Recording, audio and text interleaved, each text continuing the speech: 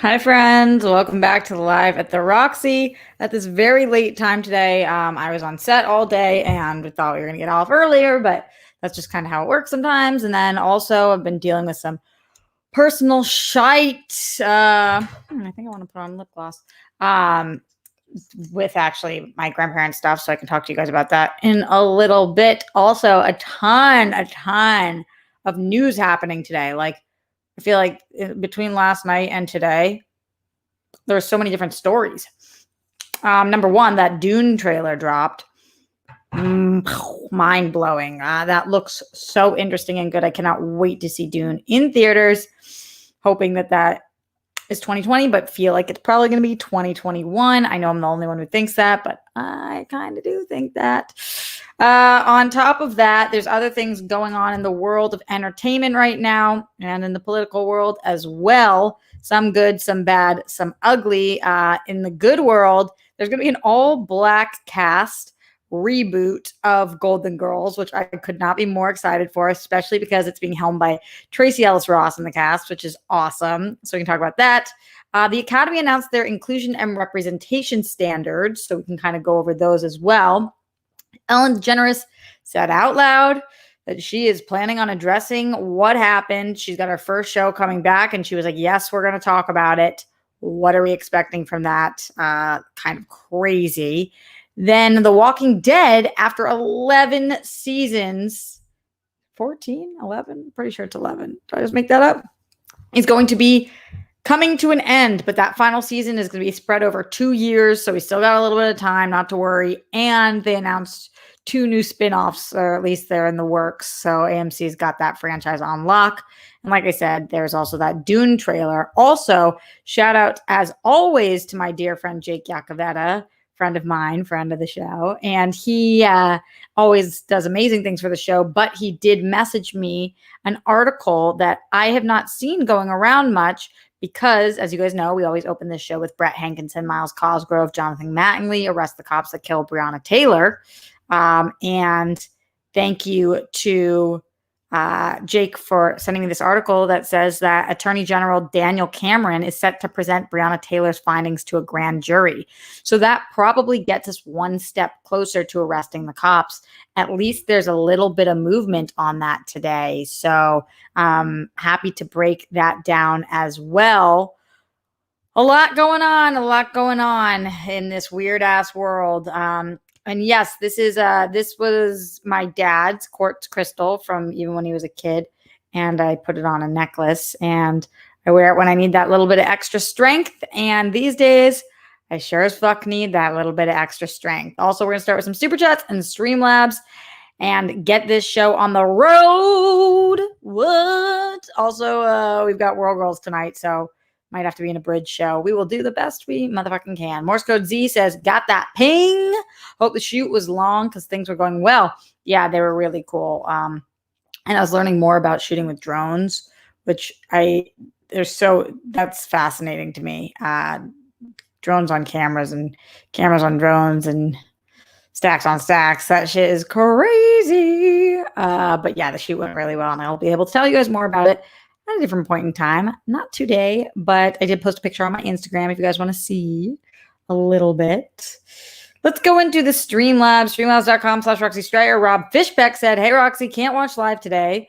Went to see Tenet. Ooh, can't wait to know what you think. Just here to show support. Have a new The World Girls Appreciation song out as well. Thanks for all that you do. I'm so excited to hear that, Rob. Can't wait. Glenn Caesar in the Streamlabs, streamlabs.com/Roxy Strider says, hello, Roxy. I love ya. How are you? Once again, thanks for giving us a show today. I know that your day's already been busy. Again, much respect to your grind. I hope you and the Rockstars band have a great rest of your World Girl Wednesday. Peace and love, y'all. Thanks, Glenn. How am I? I'm doing okay. I'm doing okay today. It's on a scale of 1 to quarantine days. It's kind of somewhere in the middle. Let's see. Is the connection choppy for anybody else? I don't think it should be choppy, but you guys let me know if it is, and we'll see what I can do. No, they're saying not choppy. Sorry, Brittany, babe. I think it's on your end. Wow, how come this is all of a sudden playing sounds? Let's mute that.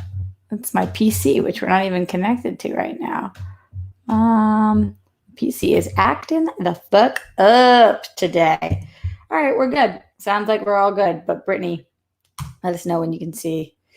Hopefully it works itself out. Gingerbread in the Streamlabs, streamlabs.com/Roxy Strayer. Have you seen the YouTube documentary, My Brother Jordan? I cried the entire hour. Highly recommend it if you have an hour. And would you, Dad, ever be on an episode of The World Girls? I did not see that. I've never heard of My Brother Jordan. What is it about? And I don't know if my dad would ever be on. Maybe. He's so interesting. That would be awesome. That would be wild. I just don't know. His internet at his house sucks too.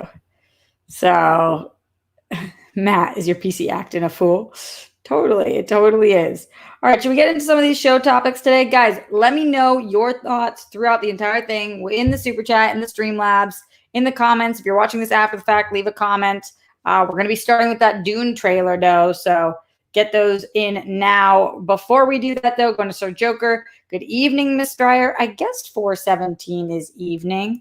You know what? I'm going to take this out of my ear. I don't even need it right now. She don't even need it. Oh, I look like I'm naked under here, but I'm not. Good evening, Miss Dryer. I tagged you in my tattoo on IG. I have another session to finish it. Thoughts on school starting for some places today. I have not looked at the tag, but I'm excited to see your tattoo because I know you're doing all the Jokers together. My thoughts on school starting today is that there are pros and cons to it. A lot of my friends are teachers. They've been giving me their thoughts. It's a really fucking scary time. It's important for our kids to be our kids. I don't have kids. For people's kids to be in school, we got to be as safe as possible. And yikes, I don't think anybody feels great about it. I don't think anybody feels great about either decision, kind of. It's just not ideal. It's not ideal. Not fucking ideal. Let's talk about that Dune trailer. So yesterday there was a teaser for the trailer for Dune. So we knew the Dune trailer was coming today, and it came in all of its 3-minute glory. I have to say this trailer got me really excited for a movie that I have been excited about relatively, but didn't read the books, didn't see the previous movie. It's not like I'm a Dune fanatic, but the way that this was shot and the way that the trailer was cut together made me feel like, oh my God, I cannot wait to get my ass back in a movie theater. I feel like there's been a lot of movies that have come out this year where I'm like, I can watch that on my phone. I can see that on my TV. It wouldn't make that big of a difference. This was like, I need my ass in a fucking movie theater seat. And this is going to be the movie. This is the jam. I don't know exactly the plot based on this, but I don't need to. I got more of a vibe from it and a little more about characters. However you say, Denis Villeneuve, I think. I always butcher that. Denis Villeneuve, I think is what it is. He is a stud of a director, and no doubt to me that he will do a phenomenal job. I didn't realize that this was like Timothée Chalamet's story, which it seems like it is. And I think he's phenomenal.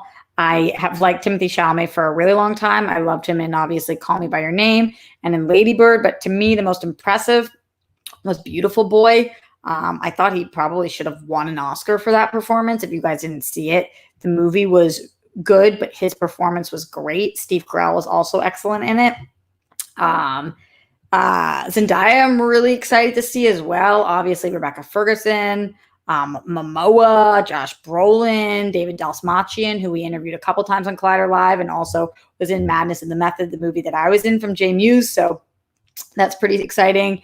The shot of Dave Bautista that we saw looked pretty cool. Oscar Isaac, Stellan Skarsgård, Javier Bardem. I mean, could this cast be any more stacked? But it's not just the cast, it's the energy. J-Dog says Denis Villeneuve. So you don't pronounce that. But Mike says Denis Villeneuve. See, I'm telling you guys, people have all people are doing different things. Yeah, I think that this movie is going to really hardcore deliver.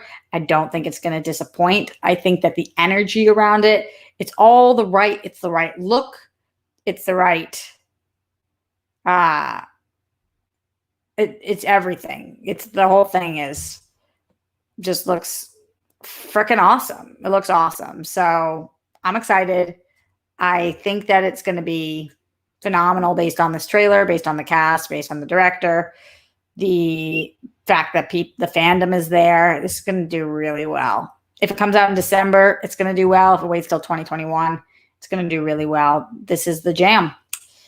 So that's my thoughts on the Dune trailer. I'm going to probably watch it like 10 more times so I can get those little glimpses of things that might be coming down the line in the future. I bet you guys are going to be doing the same thing because it's definitely one of those trailers that was long enough and enough depth to it that you could watch it several times and kind of get new things every time you got it. Let's see what you guys are talking about in the chat. It's going to have a niche even if it doesn't do well in theaters, whatever that means in these times, says Nick. Yeah, I feel that. Josh Brolin is a zaddy, Brittany. Mm-hmm. Totally. Zaddy. Oscar Isaac rocking the beard, says Ivan. While I love the Lynch film, I think it's a turnoff for most. I would not recommend it as prep for this film, says DK. You would feel like he would be a great director for a Dune film too, though. Interesting, though. That just didn't work. Interesting. Didn't see Batista in the T. No, he was in there. D-Train. He was in there. All right, moving on, guys. Let's talk a little bit more about Hollywood. The Walking Dead announced its final season, and apparently that final season is going to be taking place over 2 years. So you know how they did this for Breaking Bad, or a lot of shows will have like A and B. That's what is happening here with The Walking Dead. Typically, when it's calling it its last season and it's going to be 24 episodes like this, the reason is contract negotiations, because it's going to be 2 years. It really is probably going to be 2 seasons because 24 episodes is mad episodes for this show.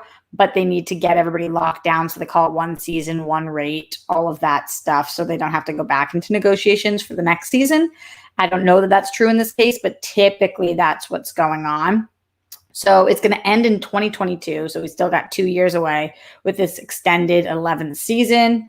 And they also have 2 new shows that are spinoffs of The Walking Dead in the works right now.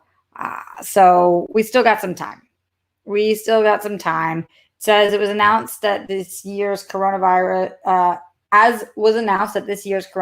induced virtual Comic-Con, the pandemic delayed The Walking Dead season 10 finale, and it will now air that special episode on October 4th with 10 additional episodes to air in 2021. And then they're going to do those 24 total episodes for season 11. So we still have plenty of time, plenty of episodes. I like this wind down. I like knowing a show's coming to an end. I like that they're going to be able to do what they want, complete whatever story they want, leave nothing on the table because they can just get it all out there. And I'm one of the only people I know left who's a massive Walking Dead fan. I think that this last season was phenomenal. I could not be more excited to have more Walking Dead. And again, I don't know many people like me in that regard. It just seems like a lot of people fell off, and I get why it definitely dipped, but nope, I'm all about this. D-Train in the streamlabs.com/Roxy Stryer says, as a former Walking Dead fan, all I got to say is it's about time. The show was way past its peak, and I found myself hate watching it over the last couple of seasons. I do hope they bring back Rick. The show started with him. It should end with him. I definitely think they are going to bring back Rick, because why else would they have done with his character what they did? They would have just killed him off if they were not intending on bringing him back, at least for the final episode, if not for the final few episodes. On top of all that, I don't agree that it jumped the shark, or that I was hate watching it. It got really good. Are you caught up? I don't know. I really like it. I really liked it still. I know I'm one of the only ones. So that is that for The Walking Dead. Rob Case is so sad The Walking Dead is ending. At least Daryl and Carol survived season 11 with a spinoff show. Yeah, I mean, unless that spinoff show is not taking place in the future, but like was during the time jump, or there's some kind of weird thing there. But yes, they're some of my favorite characters. And yeah, I'll be happy to see what they do. Very happy to see what they do. Leaving the world of The Walking Dead and going to a super chat from Noah Denman, who says, have you seen that there are recordings in a new book of Trump admitting new COVID was deadly, etc. in February? Yes, I did. I saw this. I heard the recordings of him saying that he knew that this was 5% more deadly than the flu, or whatever that part was, that he said that he knew how bad this would get, that he liked to downplay it. The recording said a lot of things. I was not surprised by any of the things I heard at all. It sounded very in line with everything we've seen from Trump so far. I think that he's stupid, but he's not stupid. I mean, he is fucking stupid, but he is not like unaware in his soul what COVID is doing. He just does not fucking want to talk about it because it doesn't make him look as like a good leader or president. And he's one of those people who thinks like if he buries his head in the sand, it might go away. He talked about young people being able to still get sick from this. And then we hear him say all the time that they can't. He just contradicted everything that we have heard him say out loud. This was privately. He just said the absolute opposite. So, as Cap says in here, in breaking news, politicians are liars. No, Cap, really? Totally. So there is that. Let's get to this next story, though, guys. Staying in the world of entertainment, although we had just crossed over into politics, let's talk a little entertainment. There's going to be an all-black cast of the Golden Girls. What? I think that a lot of people aren't big fans of reboots and remakes. I love a good reboot remake, and I love hearing that Tracee Ellis Ross and Regina motherfucking King are going to be in a Golden Girls recast, and the whole cast is going to be black, and this shit's going to be awesome. It's for a one-night charitable performance, so there's that. But at the same time, one night is all we need to spark an idea in somebody's head to pick this up for a whole season. What? Alfre Woodard, Tracee Ellis Ross, Sanaa Lathan, Regina King. They're going to star in a reimagining of the 1980s hit comedy series Tuesday for a Zoom Where It Happened virtual watch party. In an effort to further engage our community and drive change, all you need to do is enjoy this evening, sign up and receive messages about how you can make a change during this election. This is a partnership that they're doing with Zoom. And I think it's great. It'll be fun to see like who is B. Arthur and who's Betty White and all that great stuff. So yeah, I'm hella excited about this. Yes. Who knows what this could possibly be? Will we be seeing more of this if it goes well? Could we? Welcome back to our friend Mason Allen. First time back in the live for a while. Missed you all. We missed you too, honey. Thank you for being here. Appreciate that. All these women are young as fuck. Think Sweet? Yeah, it's a little bit of a different kind of Golden Girls. We'll see. See what kind of makeup job they've got and stuff. I'm not mad at it. Let's go into the Streamlabs, streamlabs.com/Roxy Stryer. Gingerbread says, my brother Jordan is on YouTube for free. I don't want to give too much away, but Jordan passed away, so his little brother made a doc for him as tribute. Heart-wrenching. Do you have a movie that makes you cry every time? Oh, that sounds heart-wrenching. Hold on, sips tea. Ooh, that's hot. I just checked because I was like, that tastes like green tea, and it is. I thought I grabbed Earl Grey, but I guess that was this morning. Get your head right, Roxy. A movie that makes me cry every time. I don't watch that many movies over and over again, but definitely there are moments in movies, like I say often, the first time I ever cried was in Hardball when G-Baby died. That moment really always gets to me. But sometimes I cry a lot of happy tears in movies more than sad tears. Schindler's List usually gets to me, though, sad tears. Yeah, home videos, anything with my mom, that usually will get to me as well. I'll think about if I have any other ones, but that is what I've got for you for right now. Moving forward, again, staying in the entertainment category, Ellen DeGeneres is planning on addressing, I don't even like calling it a scandal because it sounds like, scandal sounds sexy almost, like scandalous. So I don't know what this is, but uh, she's planning on addressing it. So the show is going to be returning and she is going to talk about it. Eek. What's she going to say? How's she going to say it? I do not know. There was also more news stories that were coming out about this. Today, Ellen DeGeneres said, or this was last night, that she'll talk about the controversy when the show returns, but Steve Harvey says just walk away. Steve Harvey chiming in there. Okay. So let's see. Again, this is USA Today's article on it. It says that the show is coming back with a guest appearance from comedian Tiffany Haddish on September 21st. Oh, that's right around the corner. And then Ellen said, I can't wait to get back to work and back to our studio. And yes, we're going to talk about it. And by it, obviously, she's talking about the allegations of racism and sexual harassment and the toxicity in the workplace and the fired staff members. So I don't know how she's going to fully break it down. Before the plans for a new season were announced, Steve Harvey suggested DeGeneres should just walk away.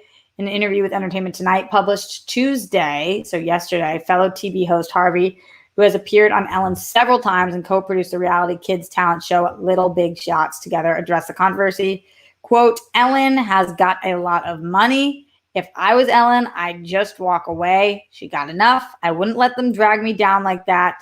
I have never seen any sign of it. Not saying nothing ever happened over there, but I will say this. Ellen DeGeneres is point blank, period, one of the coolest people I ever met. Again, I think it's not helping her case that so many celebrities keep standing up for her because it's never been about the treatment of celebrities.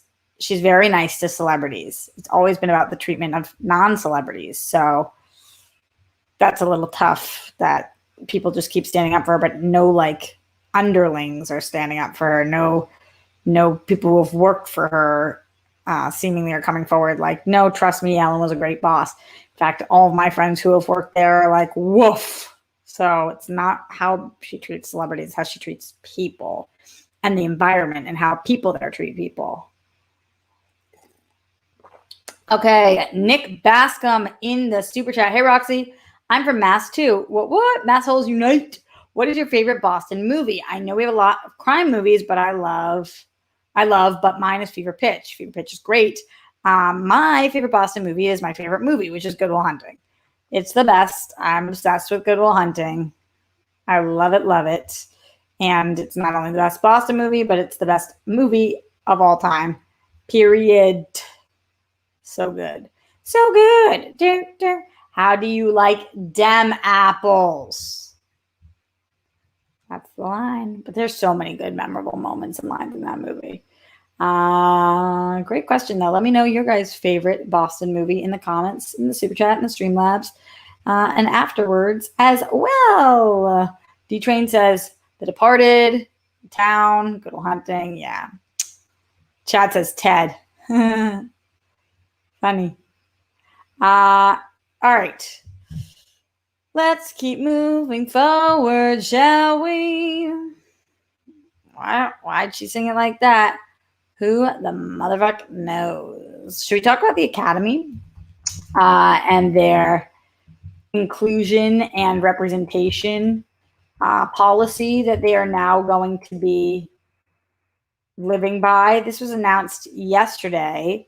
It's their diversity and inclusion rules for Best Picture nominations, because we already knew that they were implementing this, but we didn't know specifically what the guidelines or rules are. So this article is coming from Vox, but Hollywood Reporter, Deadline, Variety. I mean, every place that picks up this kind of story was picking it up. And also you can read the full standards on the Oscars website, but there are 4 categories of inclusion standards. Let's see. first, a note. This gets wordy fast, so to make it easier, I'll use the following terminology. So for underrepresented racial or ethnic groups, when we say that, that's referring to Asian, Hispanic / Latinx, Black, African American, Indigenous / Native American / Alaskan Native, Middle Eastern, North African, Native Hawaiian, or other Pacific Islander or other underrepresented race or ethnicities. So that's what that will be called. Same thing with underrepresented identity groups. Underrepresented identity groups are for groups listed above, as well as women, LGBTQ plus people with cognitive or people with cognitive or physical disabilities, people who are deaf or hard of hearing. So that's how that will be referred to. Okay, so the first category of standards, which the Academy calls Group A, deals with the stories or characters on the actual screen. In this category, movies must have one of the following. So in Group A, you have to have one of the following. At least one lead or significant supporting actor from an underrepresented racial or ethnic group, or at least 30% of a cast in secondary or minor roles from two underrepresented identity groups, or a main storyline or subject that centers on an underrepresented identity group. Okay, so you've got to have at least one of those. It's a little complicated, but I see what they're going for.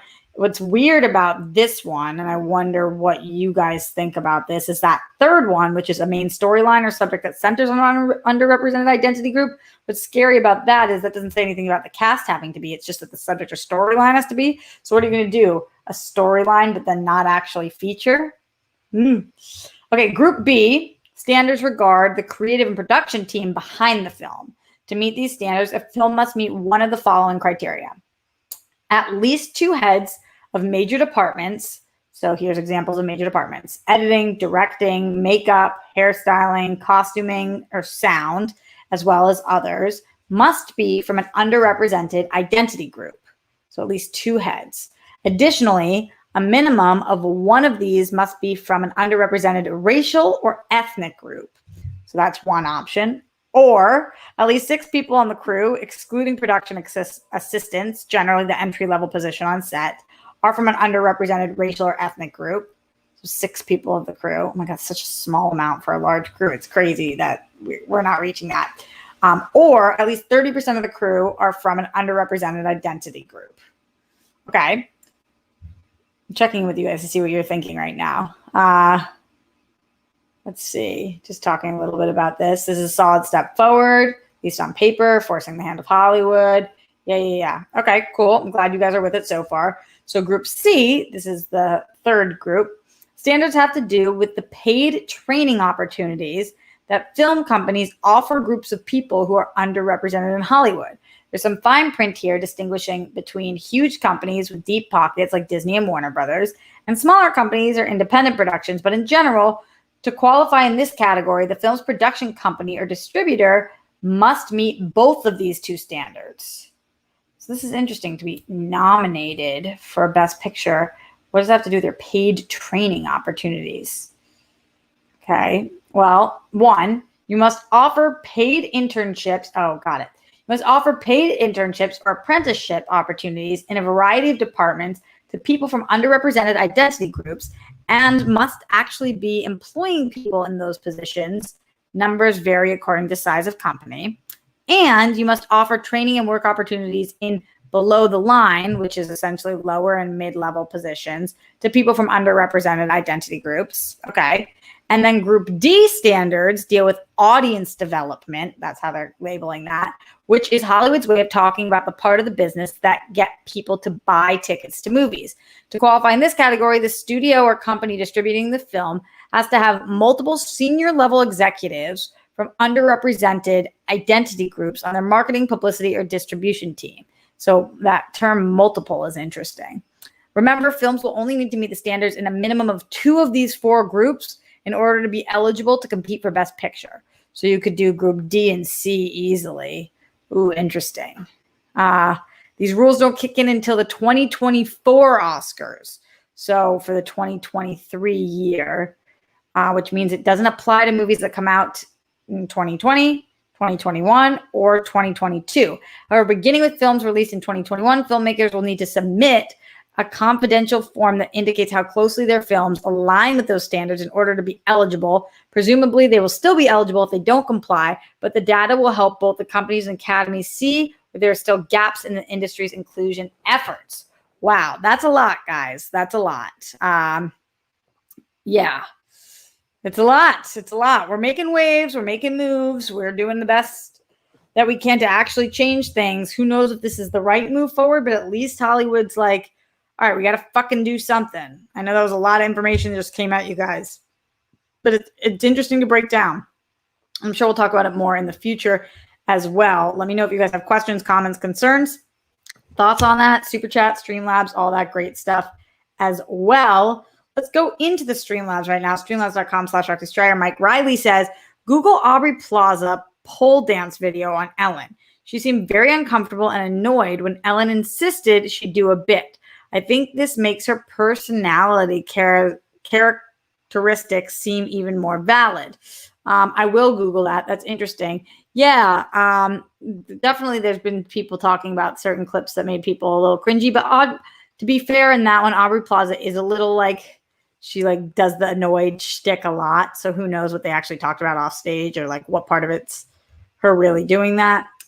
Glenn Caesar in the Streamlabs, streamlabs.com/RTStrider says, not that it matters, but my OCD brain won't allow me to just ignore how I botched the quote from yesterday's show. It would make more sense if I said it right the first time. If your outflow exceeds your income, then your upkeep will be your downfall. Yeah, Glenn, I figured that's what you meant. After you explained it, I was like, okay, now I get this. It's okay that you botched it. You're the best. We're obsessed with you. Glenn Caesar for the win at all times for the win at all the times for the win. What do you guys think about the inclusion policy? Bunnies for it's good, hearts for it's not. Actually, that doesn't make sense, but sure. Bunnies for it's good, hearts for it's not. Shall we move on? Sounds like we shall. Let me know your thoughts, guys. Okay. Let's talk about what my friend Jake sent, all of our friends. Jake Yacovetta sent me an article. This one was coming from Wave 3 News that says Attorney General Daniel Cameron set to present Breonna Taylor findings to a grand jury. Okay, guys, here we go. I mean, it's time. It's time. This says that a decision on possible changes in the Breonna Taylor case is expected soon. Multiple sources confirmed the case will be represented to a grand jury in an undisclosed location. Attorney General Daniel Cameron's office has been investigating the shooting death of Taylor, who was killed when LMPD narcotics officers served a warrant at her Louisville home in March. I mean, we know the story because we talk about it on the show every day, but it's important to talk about, remember. So the presentation was expected to take at least 2 days. The grand jury will then have time to deliberate whether any of the officers involved should face criminal charges. How long do you need to deliberate that? The answer is clearly fucking yes. Sources told Wave 3 News that the presentation was set to begin this week, but it has been delayed. A spokesperson for Cameron's office said there would be no comment on when the presentation would be. And Cameron himself tweeted Wednesday afternoon, which is today, that the investigation remains ongoing. So this is what the tweet said. Statement regarding the ongoing investigation into the death of Miss Breonna Taylor. Attorney General Daniel Cameron regarding the timeline of the investigation into the death of Miss Breonna Taylor. My office is continually asked about a timeline regarding the investigation into the death of Miss Breonna Taylor. Investigation, if done properly, cannot follow a specific timeline. My office has endeavored since day one to find the truth and pursue justice wherever that may take us and however long that may take us. By the way, we're on like day 180 something. In the meantime, conflicting rumors and reports circulate on a daily basis. The rumors do nothing to advance justice. I get what he's saying about the rumors part. When the investigation concludes and a decision is made, we will provide an update about an announcement. The news will come from our office and not unnamed sources. Until that time, the investigation remains ongoing. Whew. I mean, the thing is, though, like, we are all getting itchy and antsy about this. That's the problem. Like, I hear him and he's just like, what he's asking us to do is be a little bit patient, but it's like, it's been mad days and I get it. And you're trying to do your job and you're on the right side of this. So, like, I need you to do your job. But at the same time, it's like, of course we're going to speculate and of course we're going to think things and whatever it is, because we're all fucking anxious about it. And we all want to know what is happening here and why it's been months and months and there have been no fucking arrests. 3 officers who fired their weapons that night have been at the center of public backlash, with protesters demanding they be charged with murder. One of them, Brett Hankinson, was fired for blindly firing 10 shots into Taylor's apartment from outside. That's according to his termination letter. Sunday will mark 6 months since Taylor's death. Wow, this Sunday will mark 6 fucking months. 6 months. I feel like with the evidence presented, how are they going to not do something? How are they going to not make those arrests? And I know there's so many cases, and this is the one we talk about most on the show. And something about, I mean, all of them speak to me, but something specifically about this woman, this beautiful woman, being an essential worker, an EMT in her mid-20s, turning any of the bad parts of her life around, trying to get rid of like the toxicity of her exes or whatever. She just seemed like she was my friend. And I don't know, I just can't stop fucking talking about it and feeling for her and her family, and the fact that she was murdered in her fucking sleep for doing absolutely nothing. Doing absolutely nothing. And the cops have not even been arrested. They haven't even been arrested. Just so fucked up. How is that possible? What world are we living in? It's like, I feel like us in the chat right here, we are in 2020. What world, what year is Donald Trump living in? What year are the people who are in power, who are not making these arrests, living in? What year are these cops living in? What year are these murderers living in? Like, what fucking year is it? I wonder if you guys know what I mean when I say that. Just crazy to me. Insane. And any charges. Like, there's been no charges. Frustration level on 10 at this point. But I appreciate him putting out that statement and letting us know where the information is going to be coming from. And I definitely will be keeping you guys posted. And I'm sure you guys, like Jake did, will be keeping me posted as well. For tonight, guys, don't forget. By the way, I'm always saying guys. And I've been called out about that I'm supposed to say y'all. That doesn't feel right coming out of a Bostonian's mouth, though. So, like, what is another word? Crew, gang, peeps, whatever. You guys know what I mean.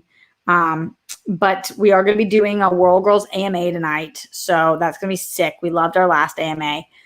Any kind of question you have for us, comment for us, like anything that you want to ask us, you need advice with.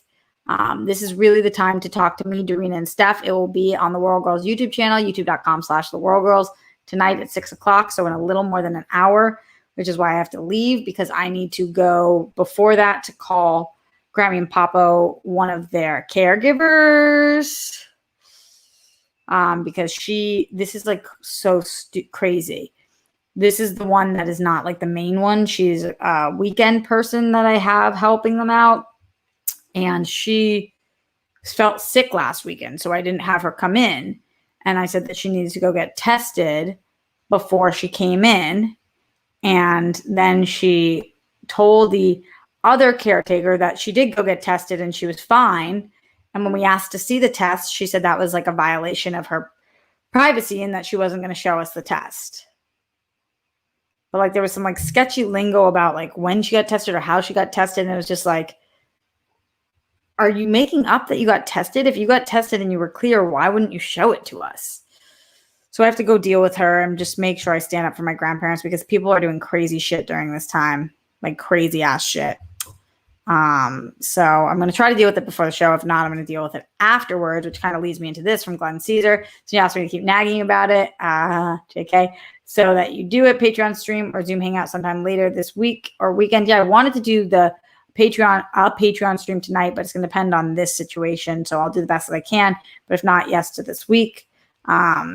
Yes. Jimmy Mack in the super chat, Jimmy Mack 9588 says Dune looks sick. Hope you, well, I don't know how he said it, but I feel like that's how sick. Hope you all in the US can see it safely when it finally releases. Australian cinemas are back up and running for now, and I'm mad keen. It's also Are You Okay Day here. So Rocks, are you okay? Love ya and like the video. XX Jimmy Mack, you're awesome. I want to go to Australia so bad. I've never been. I would say I started this stream saying I'm okay. I'm having a decent day. In general, I'm not really okay, as you guys know, but I'm doing the best I can every day to be okay. And I'm fighting for that happiness and success and love and every day here. So just fighting for that. And it's awesome the cinemas are back up and running. They are not here because we have not done a good job with COVID because we continue to spread it like the fucked up, crazy country we fucking are. Yep. Anyway, I will see you guys tonight. I will also be back here tomorrow for another episode of Live at the Roxy. So that will be tomorrow. We are good to go tomorrow at 1 normal time. And then for Friday's show, instead of going up at 1, we're actually going to go up at noon. So 1 tomorrow, noon on Friday. That's the way the cookie crumbles. Love you guys lots. Keep fighting. Keep strong. Stay strong. Do what you can to try to smile. Make your fucking beds. I swear to God, it helps. Anybody who's been making their bed, comment on this video. I want to know which ones of you guys have. Jake, I'm looking at you. And I'll see you guys for War Girls for AMA tonight.